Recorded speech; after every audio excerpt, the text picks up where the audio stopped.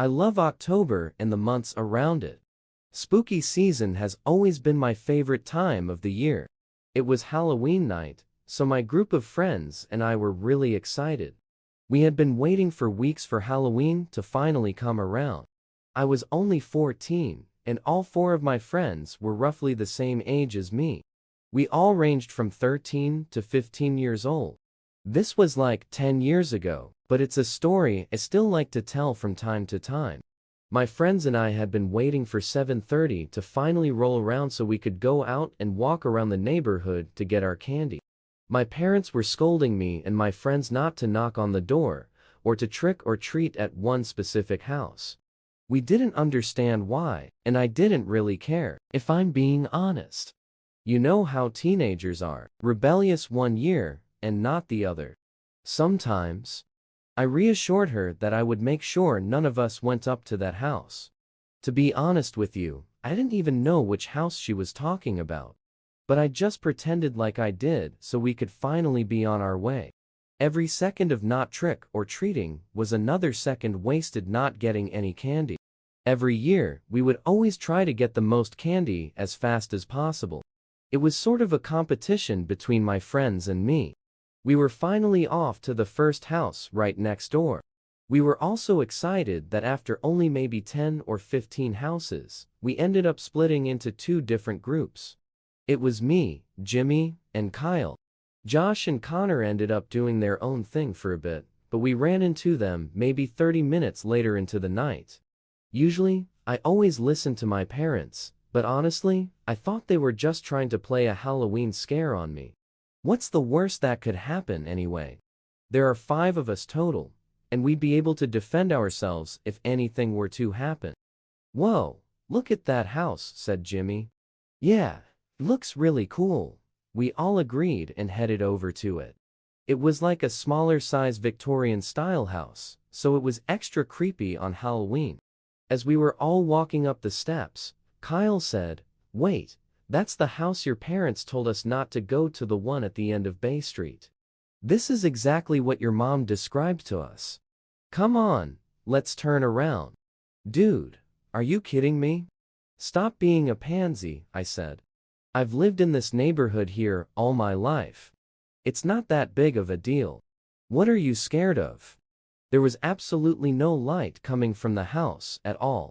I'm not gonna lie, I was a little nervous. But I was really curious. As we all were, we made our way up to the porch, finally, cracking sarcastic jokes about how it looks abandoned, that it's probably haunted, and how a demon is probably going to jump out and take Kyle for being so scared. I knocked on the door, and we also yelled, "Trick or treat." We waited. "Hello, trick or treat. Give us our candy, old man," a strange man said, coming from inside. We all ran. Yeah, I was a little scared, I'm not gonna lie. But I thought it would be funny if we came back a few minutes later to mess with him further. Thinking about this now, I know it was unbelievably immature, but I've grown up since then. We finished trick-or-treating, and I said my goodbyes to my friends. Josh ended up staying the night at my house. We thought it would be hilarious if he snuck out after my parents fell asleep and went back to that house. So that's what we did. On our way there, we were trying to figure out what we would do. We didn't know what else to do other than the ding-dong ditch, you know, where you knock on someone's door and run away and hide before they come out and find you. Yeah, I used to love doing that with my friends. This was more intense, though. This house had a crap ton of stairs. We had to run down first before we could get away. Josh and I both counted 3, 2, 1. We both banged on the door at the same time, like 5 times each, and yelled, "Trick or treat," as loud and annoying as possible. We booked it down those stairs. I almost tripped and fell, but luckily, I caught myself before I did. The strange man came out with a rifle and said, "You goddamn kids. Y'all better not live to see another day." He pointed at us and actually shot 4 or 5 times. He didn't land any of his shots on us at all, thankfully. We were able to walk away unscathed, physically, but mentally. Yeah, I think that screwed me up for life in some way. We ran home immediately, and we couldn't decide if we should tell my parents what happened. We both decided that we had to, even if it meant we would get in trouble. We told my parents everything, and they called the police. The police showed up and arrested the man, but the charges ended up getting dropped because he was deemed mentally insane. I was too young to understand then, but apparently, the old man living there was a retired Navy SEAL vet who had severe post-traumatic stress disorder and was in the beginning stages of dementia. Apparently, my parents kind of grew up around him because their parents knew him very well. My grandpa actually served with him in the Navy. The old man got sent to some sort of group home where he will live the rest of his life. My mom sent me to boot camp for the next 3 summers, and I was never allowed to go trick or treating again, nor was I allowed to hang out with Josh ever again. 2 years ago, a girlfriend and I went to this haunted house that was like an hour away. We searched through Google for the best haunted houses near me. We thought it would be like a fun Halloween day.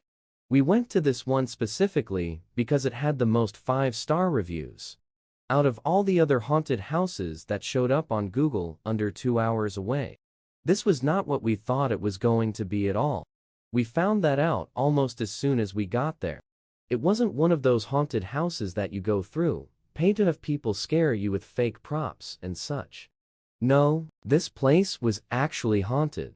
When we got there, we realized it was like an entertainment museum. This building is unoccupied now, of course, but it used to be a hotel of some sort. That also used to be a mansion, before that, in the 1800s. We were told that a lot of bad things have happened here: death, abuse, misery, suicide, and even unexplainable murder mysteries.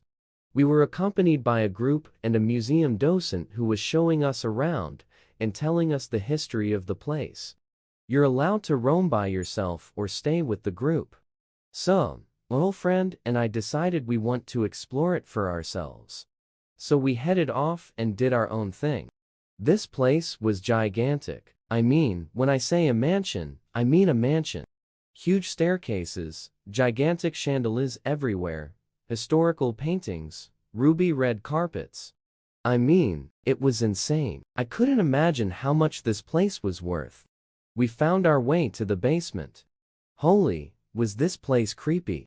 I've never been one for believing in ghosts or stuff like that. But after this night, you could not convince me otherwise. That there isn't some sort of energy that we, as humans, cannot or just do not see in certain places at certain times. I know you're probably thinking I sound crazy, but just hear me out. Walking down those steps and hearing the floorboards creak every step of the way down only added to the eeriness. I have this impending doom feeling, almost like my soul left my body and was trying to push me back up the stairs, because that's how gut-wrenching it felt. When I made it all the way down the stairs and took my first look at the basement, I'll try to describe what I saw. But really, it would never even come close to doing justice for just how disturbing I felt. I paused. The door behind us slammed. I immediately turned around and looked up the stairs. Haley? What? Hello? What the hell? She was gone. There's no possible way that she could have been gone. She was with me, holding my hand the entire time. I ran up the stairs and ran around looking for her. I couldn't believe what was happening. I couldn't find her anywhere. I called her, and she picked up almost immediately. Hey, you okay? Where are you at? Haley said, I've been waiting for you for like 10 minutes. What? What do you mean? You were just with me. We were just going to check the downstairs area out. Huh? What are you talking about, Alex? She said. I asked her to stop messing with me, and that I'm really freaking out, and that it's not funny anymore. If you finally told me where she was, stay put, I said. So I angrily hung up the phone and made my way to her. I could tell that she wasn't lying and that she was telling the truth. But, I don't know how to explain it, because she was with me until that moment. I turned around downstairs, promised on my life and her whole entire relationship that she has no idea what I was talking about. I told her we had to leave and that I felt like I was going insane. I explained everything to her on the way home. Luckily, she believed me for the most part. I think that place is so messed up. I could not even begin to explain how confusing that was for her and me.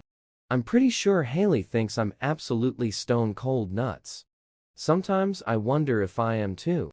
And honestly, I don't blame her. I mean, how else could I describe what happened that night? To me, she was there the whole time, but to her, she wasn't. And I know what you're thinking, that maybe I have some psychological or severe psychiatric disorder or something of that order. Well, I don't, and I've never had any sort of mental illness at all through my life. You know, I've also been evaluated 3 or 4 times now by mental health professionals who said there is nothing wrong with me mentally. I still don't know what to make of this, but it disturbs me greatly to even think about. Okay, so this story took place last year towards the end of October, just before Halloween. Do you know that seasonal fall feeling you get in the U.S., more specifically the Midwest states? It's such a different feeling than the rest of the year. The cooler weather with the higher miles per hour winds and the sun not being out as much just adds to the ambient feeling I'm trying to describe, especially at night or dusk. Even with Halloween only being a few days away, it just adds to the eeriness. I love this time of year though, so I'm not complaining at all. I live in a small city, and I reside in the downtown area in a medium-sized neighborhood. I have a car, but my house is walking distance from almost everything I need to get to daily. I ride my bike a lot through town, all around the area.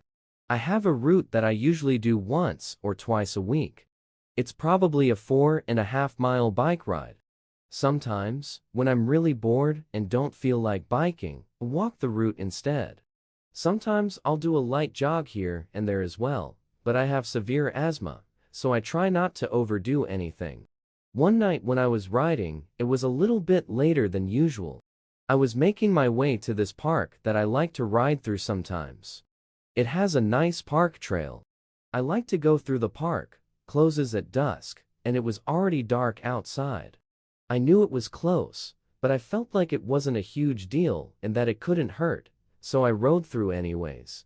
After all, I've done it many times with no trouble at all. I have reflective lights on my bike and a flashlight geared to the front of my handlebars as well. All of a sudden, it became clear, as I was getting closer, there was a strange figure in the distance.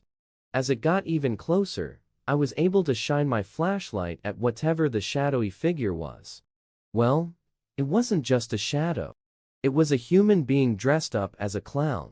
What the hell do you want? Who are you?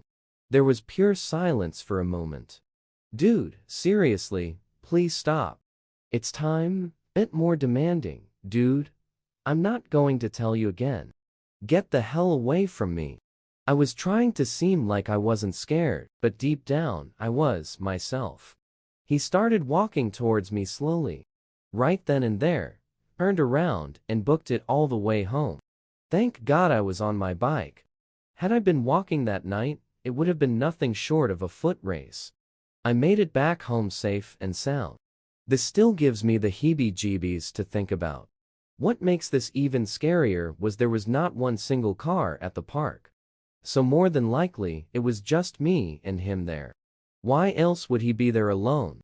Was he even alone? I don't know what's worse, but there is no single doubt in my mind he was going to try and hurt me.